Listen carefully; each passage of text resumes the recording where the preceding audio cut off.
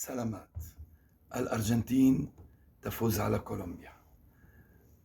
الكوبا الثانية في مسيرة ميسي يحصد خلالها 4 ألقاب في آخر 3 سنوات مع التانجو يا صديقي. أتى من روزاريو لجلب السعادة للشعب الأرجنتيني الأكثر تتويجا بالألقاب في التاريخ. قالوا لا يحقق ألقاب مع منتخب بلاده، فاكتسح كل شيء يمكن اكتساحه. التانجو يسيطر على العالم يا صديقي. أبطال القارة للمرة السادسة عشر، مع ساعات الصباح الأولى وكأس المتة الأرجنتيني.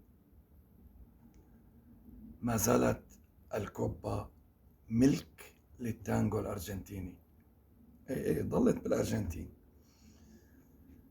مباراة للأمانة كانت عصيبة يعني حرب، معركة المباراة. يعني أنا بالبداية ما تفرجت عليها لأنه بس شفنا يعني بس لما بيكون عندك نجوم بتسطع في أي مباراة، بيظهر لوتارو مارتينيز بهدف قاتل بالأشواط الإضافية ليمسح دموع ميسي بلقب الكوبا.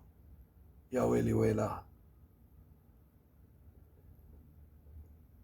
نمنا على بطولة أسبانيا وصحينا على بطولة البولغا ميسي. للأمانة هالفوزين، خليني أكون جاد معك وعم بحكي نظامي، مسحوا لنا سواد الموسم كله هذا اللي راح. لا تقلي ما مسحوا، لا تقلي 15، ولا تقلي كوبا. لك كوبا تانية يعني أشد على الهوا. اللي كان عم يصير مع ميسي أشد المتفائلين قال لك ما بيصير معه هيك. 2 كوبا، 1 فانيليسيما، وكأس العالم. بس الإصابة كانت قوية. المشكلة يعني إنه لاعب طلع برا الملعب لا حطوا ضربه. لك معقولة تحرم الناس من جمال كرة القدم؟ لك هلا أمك أول واحدة بس ترجع على البيت رح تتناولك بالكف من الباب تقول لك عم تضرب ميسي. لك إيه اللاعب الكولومبي؟ أمانة يعني لولا اللاعب المشكلة كل الكوبا عنيفة. ما فيك تقول هذا الفريق عني، كلهم عنيفين، ما في حدا مو عنيف. لأنه أصلا مو عنيف بيموت بهيك بطولة. معلم، أوروبا يعني كنا نفكر نقول الكرة الأفريقية عنيفة. ألف صباحي صباحها يا رجل. أوروبا يعني بتعتبرها بطولة سيدات بالنسبة لكوبا أمريكا.